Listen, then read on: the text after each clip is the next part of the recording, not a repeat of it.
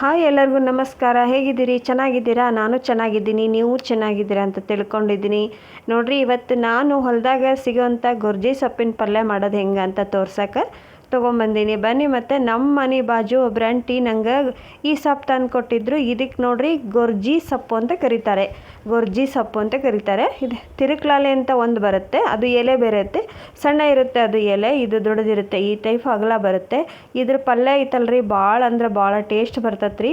ನೀವು ಬರೇ ಬಾಯಿಂದನೇ ತಿನ್ಬೋದು. ನೋಡಿರಿ ಈ ಥರ ಸೊಪ್ಪು ತೊಗೊಂಬಂದು ಕೊಟ್ಟಿದ್ರು, ಅದಕ್ಕೆ ಅದನ್ನು ಸೋಸ್ತಾ ಇದ್ದೆ. ನೋಡಿ, ಇವಾಗ ಇದನ್ನು ಎಲೆನ ನಾವು ಬಿಡಿಸ್ಕೋಬೇಕು. ನೋಡಿರಿ, ಎಲ್ಲರ ನೀವು ಹೊಲಕ್ಕೆ ಹೋದರೆ ಮತ್ತು ಎಲ್ಲರ ಸಂತಿ ಮಾರ್ಕೆಟ್ನಾಗ ನೀವು ಸಿಕ್ಕರೆ ತೊಗೊಂಬಂದು ಈ ಪಲ್ಯನ ಒಂದ್ಸಲ ಮಾಡಿ ನೋಡಿ, ನಿಮ್ಗೆ ಗೊತ್ತಾಕತಿ.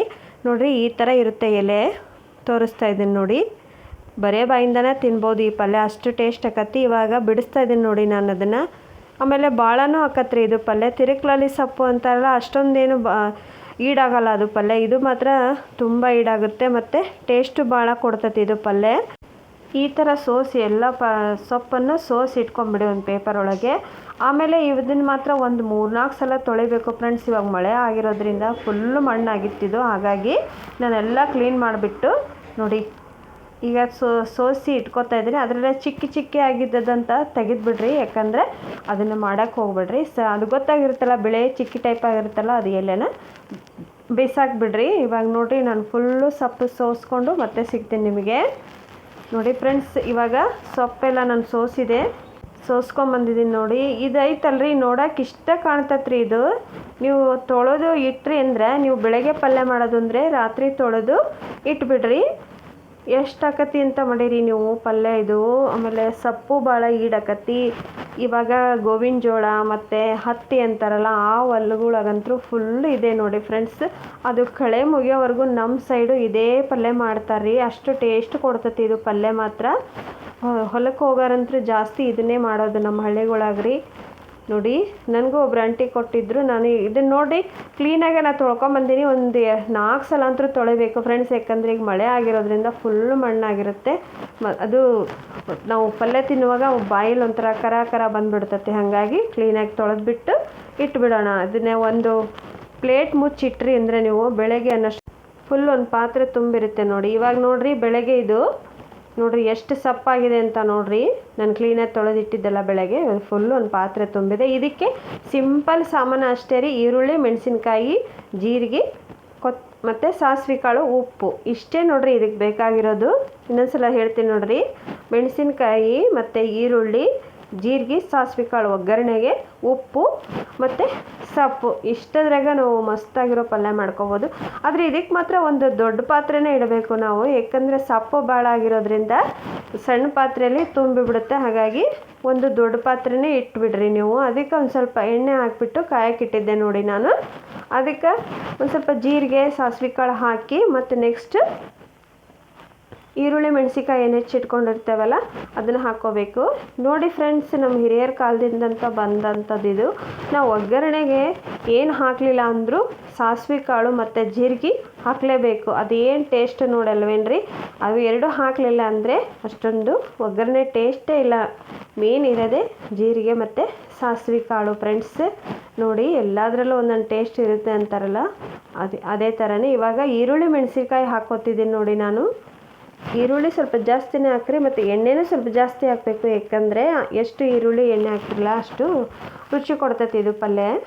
ಇವಾಗ ನೋಡಿರಿ, ಇದನ್ನು ಈರುಳ್ಳಿ ಮತ್ತು ಮೆಣಸಿನ್ಕಾಯಿ ನಾನು ಫ್ರೈ ಮಾಡ್ಕೊತಿದ್ದೀನಿ. ನೋಡಿರಿ, ನೀವು ಯಾವುದಾದ್ರೂ ಹೊಲಕ್ಕೆ ಹೋದ್ರೆ ಮಾತ್ರ ಈ ಸೊಪ್ಪು ಕಂಡ್ರೆ ಬಿಡಕ್ಕೆ ಹೋಗ್ಬೇಡ್ರಿ. ತೊಗೊಂಬಂದು ವರ್ಷದಾಗ ಒಂದು ಸಲನಾದರೂ ತಿನ್ಬೇಕ್ರಿ. ಇದ್ರದ್ದು ಸೀಸನ್ ಅಂತಾರೆ ನೋಡಿರಿ. ಈಗ ಹತ್ತಿ ಗಿಡ ಮತ್ತು ಗೋವಿನ ಜೋಳ ಸ್ವಲ್ಪ ದೊಡ್ಡ ಆಗತ್ತನೂ ಇದು ಸೊಪ್ಪು ಇದ್ದೇ ಇರ್ತೈತೆ ರೀ. ಈ ಸೊಪ್ಪು ಮಾತ್ರ ಕಂಡ್ರೆ ಬಿಡಕ್ಕೆ ಹೋಗ್ಬೇಡ್ರಿ. ನೋಡಿರಿ, ಇವಾಗ ನಾನು ಆ ಪಾತ್ರೆಗೆ ತೊಳೆದಿಟ್ಕೊಂಡಿದ್ನಲ್ಲ ಗೊರ್ಜಿ ಸೊಪ್ಪು, ಅದನ್ನು ಹಾಕ್ತಾಯಿದ್ದೀನಿ ನೋಡಿ. ನಾನು ಹೇಳಿದ್ನಲ್ಲ ನಿಮಗೆ ದೊಡ್ಡ ಪಾತ್ರೆನೇ ತೊಗೋಬೇಕು ಅಂತ. ದೊಡ್ಡ ಪಾತ್ರೆ ಅಂದರೆ ಈ ಥರ ತುಂಬಿಡುತ್ತೆ ಫ್ರೆಂಡ್ಸ್ ಅದು. ಆದರೆ ಬೇಯತ್ತಿಗೆ ಮಾತ್ರ ಸ್ವಲ್ಪನೇ ಆಗುತ್ತೆ. ಆದರೆ ನಾವು ಹಾಕೋವಾಗನಾದರೂ ಸ್ವಲ್ಪ ದೊಡ್ಡದಿದ್ದರೆ ಅನುಕೂಲ ಆಗುತ್ತೆ ಅಂತ ಹೇಳ್ತಾ ಇದ್ದೀನಿ ನೋಡಿ. ಇದಕ್ಕೆ ಗೊರ್ಜಿ ಸೊಪ್ಪು ಅಂತ ಕರೀತಾರೆ. ಇನ್ನೊಮ್ಮೆ ಹೇಳ್ತೀನಿ, ಇದನ್ನೇ ಗೊರ್ಜಿ ಸೊಪ್ಪು ಅಂತಲೂ ಕರೀತಾರೆ. ಮತ್ತು ತಿರುಕ್ಲಾಲಿ ಸೊಪ್ಪು ಅಂತ, ಅದನ್ನು ನಾವು ಬೇಯಿಸಿ ತಿನ್ಬೋದು. ಅದು ಇದರಷ್ಟೇನು ಟೇಸ್ಟ್ ಕೊಡೋಲ್ಲ. ಆಮೇಲೆ ಅದು ಎಲೆ ಸಣ್ಣದು ಬರುತ್ತೆ, ಇದು ಎಲೆ ಒಂದು ಸ್ವಲ್ಪ ಅಗಲ ಬರುತ್ತೆ. ಇದು ಮಾತ್ರ ಭಾಳ ಸಖತ್ತಾಗಿ ಟೇಸ್ಟ್ ಕೊಡ್ತೈತಿ ಗೊರ್ಜಿ ಸೊಪ್ಪು.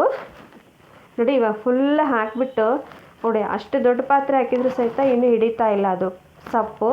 ಇದಕ್ಕೆ ಸ್ವಲ್ಪ ಮೇಲ್ಗಡೆ ಉಪ್ಪು ಹಾಕ್ಬಿಡ್ರಿ, ಸಕ್ಕರೆ ಏನು ಹಾಕಂಗಿಲ್ಲ ರೀ, ಉಪ್ಪಿನಾಗ ಅಷ್ಟೇ ನೋಡಿರಿ ಈ ಸೊಪ್ಪು ಪಲ್ಯ ಮಾಡೋದು.